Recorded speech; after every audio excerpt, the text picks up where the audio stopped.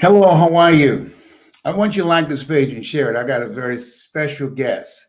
And I think there are moments in life that you meet people who you know that you know them from a past life or something that is just this, it just clicks. There's a chemistry there. And the person that I'm going to introduce you to is the author of the book From the Hood to Doing Good. His name is Johnny Wimbrey. And the exciting thing about Johnny, in my opinion, is the most electrifying speaker on the planet. Some of my students say, why you say Johnny better than you? Because he is. My mother say, give credit where credit is due. He's powerful.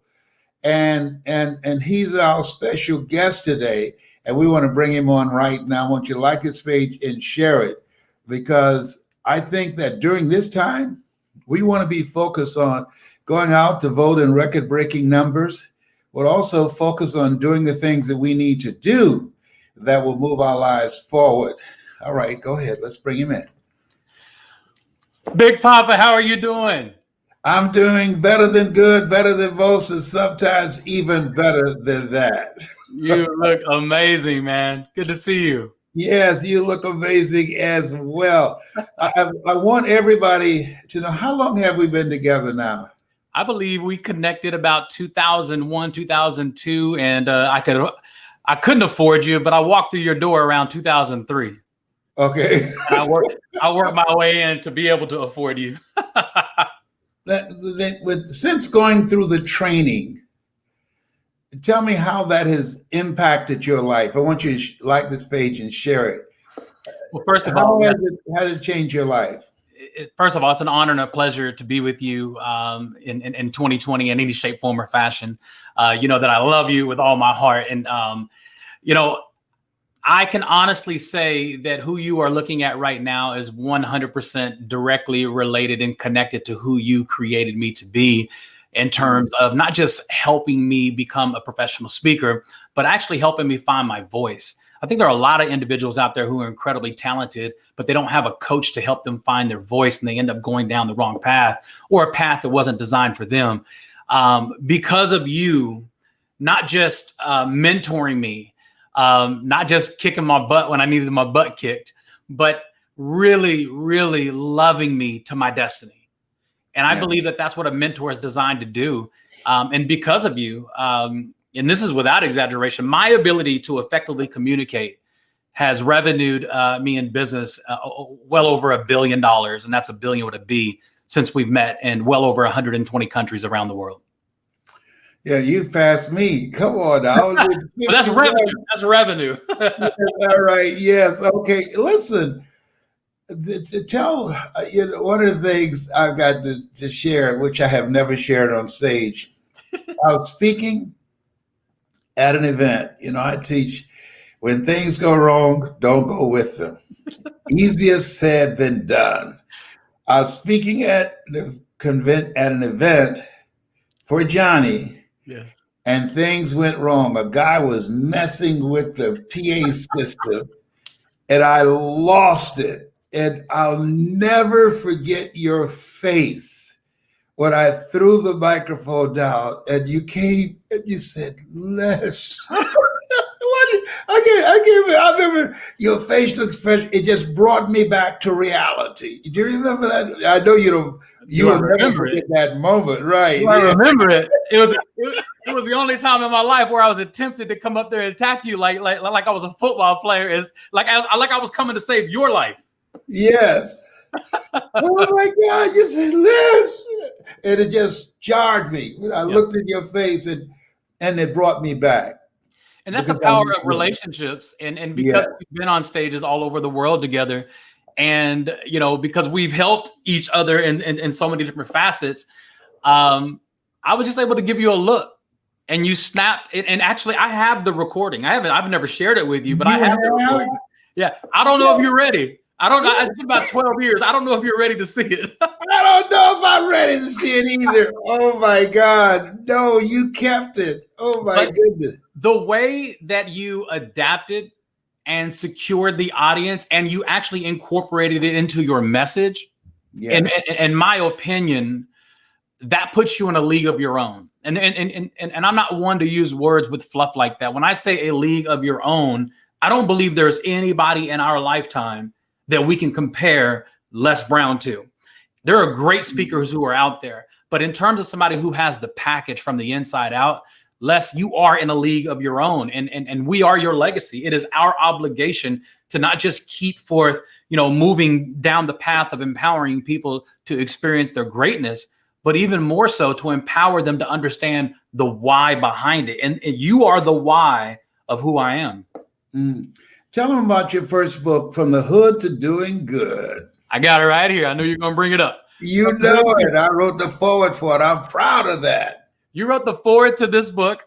This is the third edition of the book, From the Hood to Doing Good. It is my #1 bestseller. It came out about 2003, and we've done 3 editions to it. And the book is, From the Hood to Doing Good. HOOD stands for Hazardous Obstacles of Destruction, Overcoming Hazardous Obstacles of Destruction. The subtitle of the book is From Adversity to Prosperity Through the Choices You Make. And I wrote the book in a way where people can learn about me, learn about the good, the bad, and the ugly, but more importantly, learn the principles that I used, to overcome, the devastating, deadly obstacles in my life to becoming a success story and helping people do the exact same thing. Tell us about your beginning, because I always say that when people hear you, the 3 questions are asking: who are you? What do you have? And why should I care? So tell us about where you came from to be the person that you are now, that you've spoken in how many countries? It's well over 70 countries. Yes. Yeah. And that is, if I add technology to that, doing things like this, we're well over 150 countries. But, my earliest memory in life, living in a battered women's shelter. And, I tell the story of, how the first impression is a lasting impression, and kind of like the first impression that you have on you. And I believe that a lot of people in life, they will borrow that first impression and make it the lasting impression in terms of who they are, where they're going, and what their destiny is supposed to be. And I just believe that where you come from doesn't have to dictate where you're going. You don't have to consult your past to determine your future. You can use your past to determine your future, but you don't really have to consult it. You don't have to agree with it. You don't have to obey it. You can break the rules. I'm the baby boy. My mom's baby boy. When we lived in a battered women's shelter, we were moved from Fort Worth, Texas to San Jose, California. And at this time I was 3 years old. And my first memory in life was literally walking up to a refrigerator door. And I remember putting my hand inside the refrigerator and someone saying, "No." And I don't know why, but that's my first memory. So my first memory was being rejected, but even more so, it was the exposure of the why behind the reason of being rejected. It wasn't my milk. It didn't belong to me. It belonged to another family who lived in the shelter. And that's how I found out that I was homeless. Wow. Yeah. And so from that journey to where you are now, what if you had the early defining moments that one point you went down one path, and then you came to yourself and you came back? Talk to us about that. Being the youngest brother of 3, there are a lot of influences that go on. You're the baby boy. I have a brother who's 11 months older than I am. So we were kind of like twins growing up. His name is Willie. And I got a brother named Larry who's 2 years older than I am. And he's serving 40 years in prison right now. So if you do the dynamics of the 2 individuals, Willie's an ordained minister. Willie's been a minister since he was 18 years old. Willie's never smoked, never drank, never did anything like that. When I was a kid, I remember saying, Willie, drink this, smoke this, do something, bro. You making me look bad, and I'm the baby. Yeah. Yeah. So I remember just this struggle of back and forth, and it got to the point where I was more ashamed of Willie knowing my dirt than I was my own father or my brother Larry. So I ended up, being very, very good at being bad, not getting caught. And, I was that kid, if you were going to, pigeonhole me or put me in a category, it would be like the Fresh Prince of Bel-Air. The Fresh Prince of Bel-Air, like that character at school was me. Not because I came from wealth, because I knew how to entertain people. I knew how to make people laugh. I knew how to get out of trouble, talk my way out of trouble. The teachers would hate me and love me at the exact same time. So I used that in my favor. But what I was doing at home was totally different. Doing it at home, I was 14, 15 years old selling crack cocaine on the streets. I let a lot of people down. I let my church down, my family down, people who cared about me down, people who saw things in me like Mr. Washington saw in you, things that I didn't see. I didn't see it inside me. And I remember, Les, I used to get frustrated when people would say things like, you have something special inside you and you're a waste.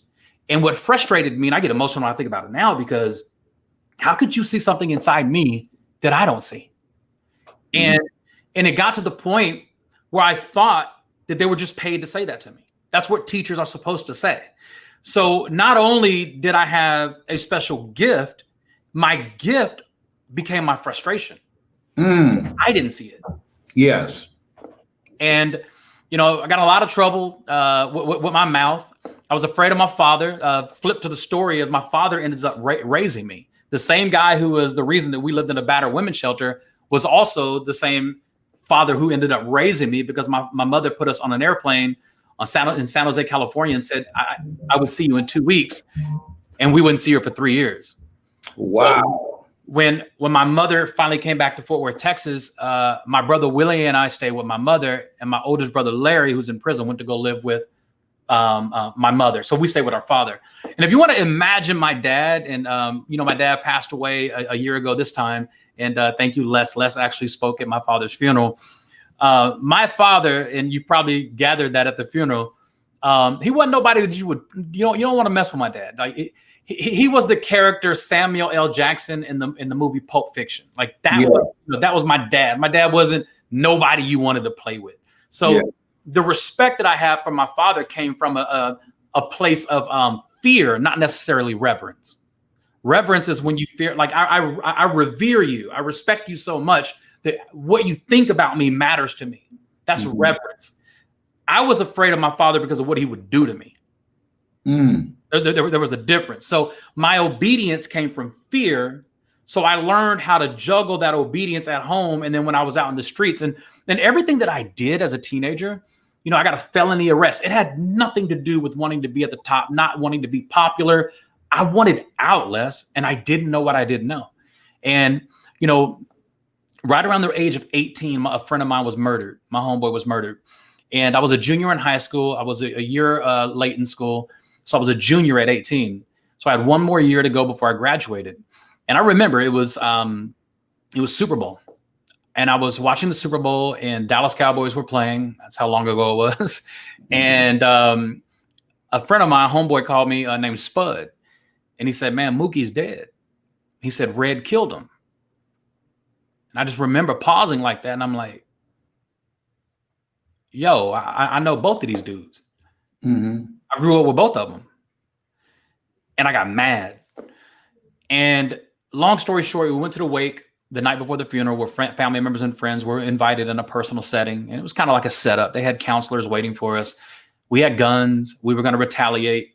And then this is the most, and if somebody's listening to me right now, I really want you to hear the difference between being present and being here. His mother stood up in front of the casket and she said, I forgive the young man who killed my son. And I remember we were all there. There's no question. But I was present. And I had the most mature moment of my life up to that date. And the mature moment was, I don't love him like that. If the mother had already found forgiveness, who am I to go seek revenge? And I remember Les feeling guilty. I went from anger to guilt because the mother had found forgiveness. As a matter of fact, I wasn't happy about her finding forgiveness, but I felt disrespectful moving in a direction that didn't complement her mindset and her heart. That night, I asked the preacher to meet me outside, and he met me outside, and I gave him my gun. And I said, I don't care what happens. Please don't ever give this back to me. And that night I went to sleep on my teacher's floor of her house because they would not let us go back home. So we slept on the floor. We brought our clothes for the funeral the next day. We slept on the floor. Miss Crane, Mama Crane, Papa and Mama Crane. And we slept on the floor. And I just remember praying. I said, God, send somebody in my life that can just help me stay out of trouble. And don't let it be Willie. I'm negotiating with God. Like, just don't let it be Willie. Like, and the very next day, it's funny how God knows what you need. I'm sitting in this church at the funeral, and I look down, and there's, about 4 or 5 seats down there, some beautiful women, some girls in high school, and they didn't go to school with us. They weren't from Fort Worth. I mean, I didn't know who they were. They looked clean cut, just different from what I'm used to seeing. And those same girls were at Mama and Papa Crane's house after we went to the gravesite, where the counselors again were waiting on us to talk to us. And the girls were there. And one of the young ladies that were there, her name is Crystal. Yes. And I met Crystal that day. Crystal today, that was February, I believe it was February the 6th of 1993. Today, Crystal has been my wife for 23 years. And she really was a reason for me to be better, to act better. I didn't want her to get caught up to what I was doing. She wasn't from my side of town. So I hid on her side of town, which was a good area. And that started the process of me being hungry to want more. And that just really just started the process of understanding that where I come from doesn't have to dictate where I'm going. And it was a process, Les. Wow. When you look at young people today, and some of the decisions that they're making right now, it seems like a whole culture around being focused on entertainment, around what I call HIV virus, hood-infected virus, AIDS, addiction to incarceration and death syndrome.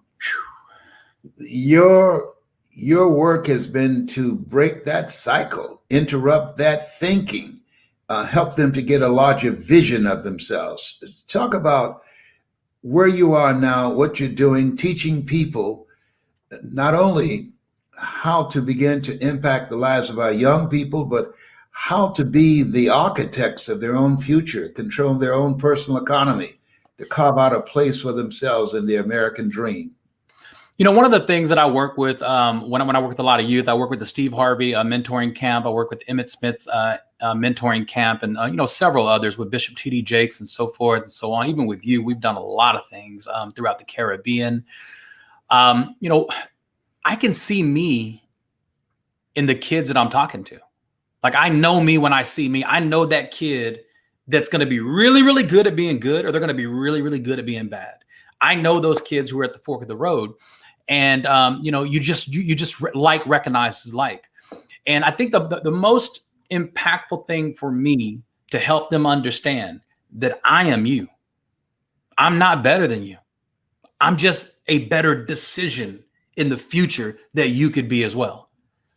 And I think, my goal is to, strip back and tear down any walls that makes anyone feel like that I can't reach them or they can't reach me or connect with me, by just saying, listen, there is no difference between me and you.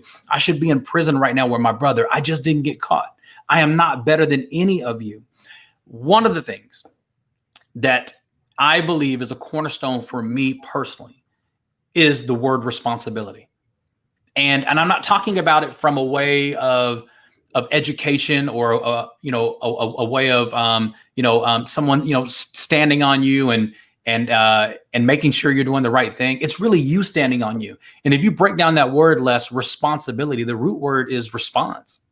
And if you break it up, it's respond and ability, which means I have the ability to respond. And once I really understood that I was responsible for all of my responses, then I started to take self-inventory in the decisions that I made. And it wasn't about anybody else noticing. It was about me noticing. Can I take responsibility for this act? And one of the things that, that I talk about very openly is there are a lot of weaknesses that I have. I'm not the guy. I mean, you slap me.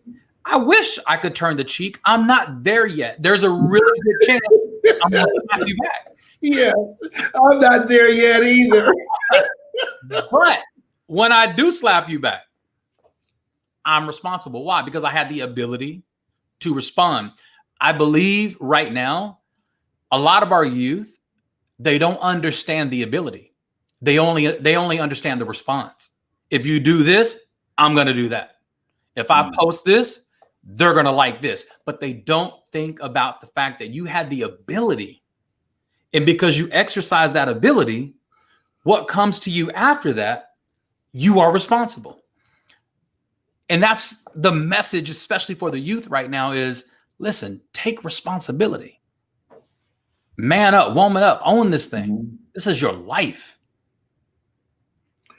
Ladies and gentlemen, if you're just joining me, I want you to like this page and share it. I'm talking with Johnny Wimbrey. And Johnny, he's the author of the book From the Hood to Doing Good. Yes, and sir. I'm very honored to write the forward for it. And we've been together since how long now, Johnny? 2002-ish, right around that time period. Listen, ladies and gentlemen, if you ever need a speaker for your event, for your sales team, how to keep people connected even though they're far apart, if you need to wake them up, if you want to set them on fire, he's a bad boy up in here, up in here. He takes no prisoners and he eats the wounded. That's right. That's right. I do everything you taught me to do. And even more so, you know, Les, I wrote that book back in 2002, 2003. My newest book that is right now, you did the forward on this book as well, endorsed by Bishop T.D. Jakes, endorsed by my good friend Devon Franklin, Hollywood producer, Jan Miller. I mean, just so many incredible, powerful people. But this book that I just wrote that comes out on December 1st, right now in pre-sales, like while I'm talking to you right now, we have been in the top three bestsellers in new release books in the entire world in our category of entrepreneurialism and business for 10 days now. And it's not even released yet. People are pre-ordering it all over the world. You can go get it right now on Amazon. It's called Building a Millionaire Mindset. This is the absolute greatest production of anything that I've ever developed. This is the book. I wrote this book with the mindset that if I never, ever, ever, ever say anything to my kids again, this book will say it for me. And the reason is it's called Building a Millionaire Mindset. The subtitle is How to Gain, Maintain, and Sustain Long-Lasting Wealth. It's not about making $1 million. It's about having the mindset to make it, to gain it, to maintain it, and sustain it, to pass it on for generations. And that comes from a mindset, Les. I've seen you talk multiple dozens of times about individuals who win the lottery and then they're broke again. Yes. It's the mindset that I want people to focus on. We've both made millions on stages around the world, but the key is who are we going to hand this to? Yes, yes, and that's major. And I tell you, I'm so excited about handing it to you. Yes, I'm telling you that because I know when I look at you and I hear your voice, my future and my legacy is secured because I know you're going to protect it and take care of it.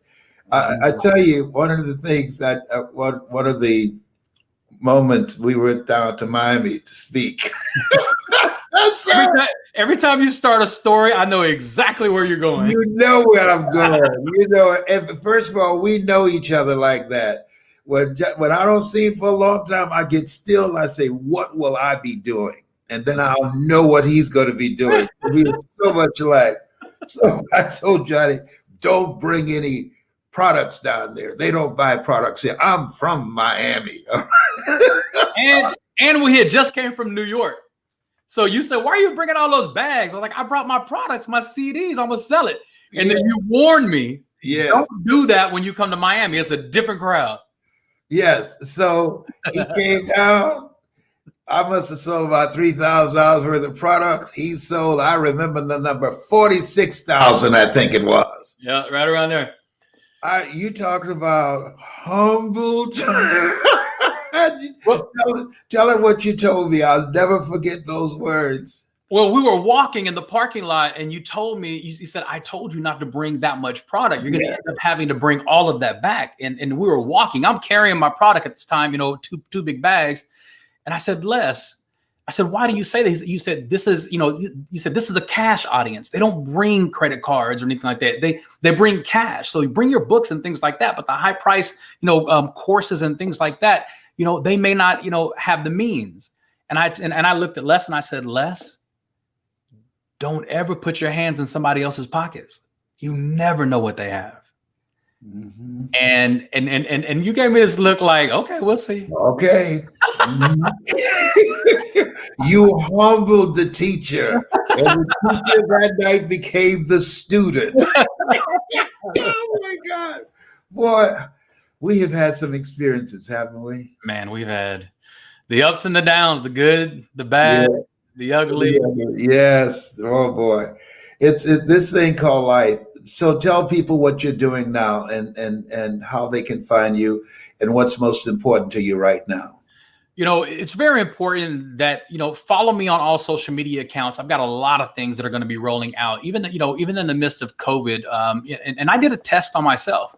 You know, Johnny, are you the message that you bring? You know, you talk about making millions. You talk about overcoming adversity. You talk about adversity causes some people to break and it causes others to become record breakers. Okay, Johnny, here's COVID-19. Who are you now? and my business increased significantly during COVID-19 because of technology. You know, L. Williams wrote a book. He said, all you can do is all you can do. All you can do is enough. This was the year, Les. This literally was the year for me to see if I really was the message that I brought. And I'm not saying that, you know, in a cliche way. Like, this was the year of reckoning where Johnny's voice met Johnny's voice. Like, I had to submit to every single thing that I've taught people to do for the last 15 years, because it's easy for us as life coaches, as speakers, as individuals who are coaching people, you know, and I deal with a lot of high profile people. It's easy for us to sit back and say, go back in the game and give it everything you got. I understand that, you know, you've been out for a year and you're coming back, you know, blazing a trail. Give it everything you got. Okay, now it's my turn. It's my turn. And in 2020, I had to give it everything I had. And I made decisions in 2019, this time last year, that could have been devastating to me based on those decisions. They say that 2020 was the year of vision. I can see clearly. I literally, my vision for my life right now is much clearer than it was before. And sometimes you've got to go through the fog. You've got to go through the reckoning in order to be able to see who you are, what you bring to the table, and why people should care. Yes. His name is Johnny Wimbrey. How can they get in touch with you?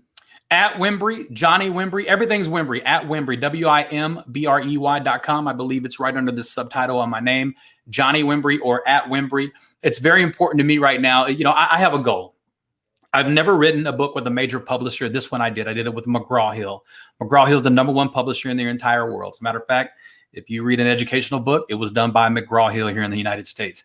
And my goal is I want to be in the top 10 best-selling books all the way for the next 90 days. So every day I'm putting energy on that. And I'm going to be creating a book tribe. I'm calling it the BAM tribe, hashtag BAM, BAMM, building a millionaire mindset, because I really, truly want to have my official handprint on at least 1,000 $1 million stories that were created because they heard my voice. I want to be a part of that. And that process has already started. I'm at about 36 millionaires that I've been able to help create. Now, why don't you spell your last name again for them? WIM as in mother, B as in boy, REY, Wimbrey.com. You can go to CoachJohnny.com if you just want to make it simple, CoachJohnny.com. Okay, we're going to be talking with you and bring you back regularly, because we got to help you to accomplish that goal. There are a lot of people that need to hear your voice, need to learn from you, and I'm a part of that. And I'm just so excited to call you my spiritual son. And I'm just so excited about the lives that you have changed and the lives that you're going to change. Tell Crystal and the children I said hello. I will do it. I will do it. Let me say this before I go. Les, you are in a season right now of mastery. And what I mean by that is, when you have one of the greatest voices in the entire world that's stuck in a room because of COVID-19, people ask me, when's the best time to get Les to coach me?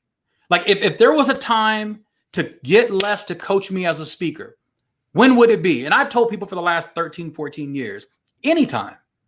But listen to me very carefully. Right now.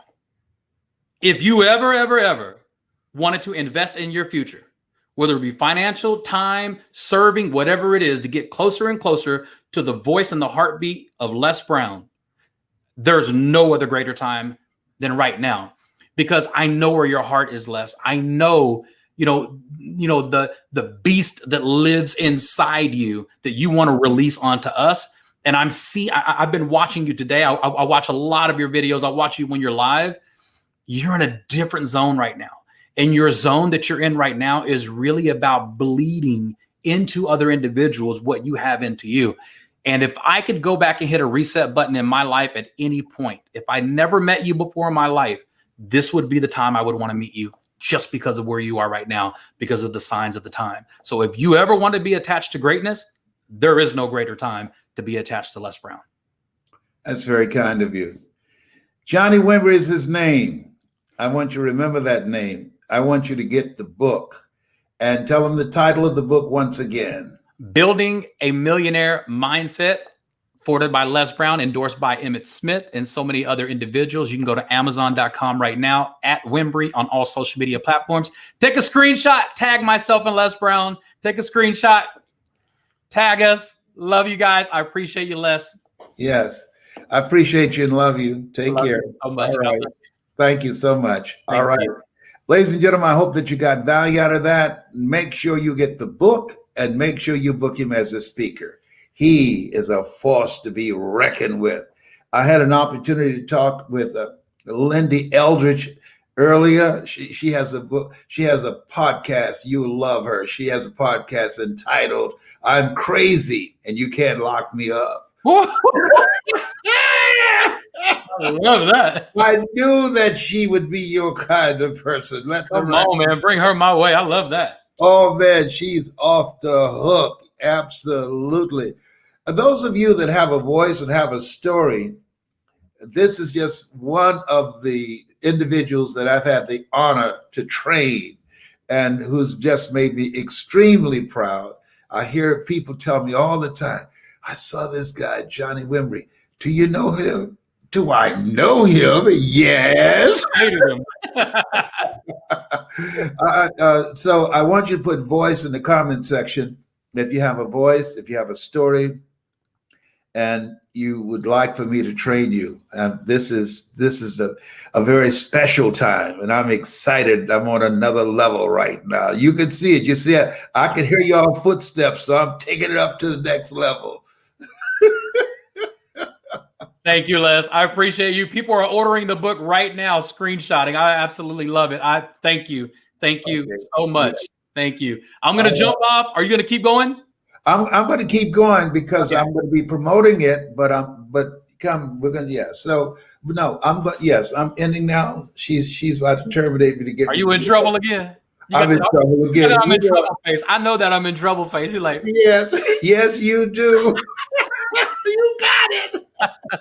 Okay, I love you. I love you. Bye-bye. All right, bye for now.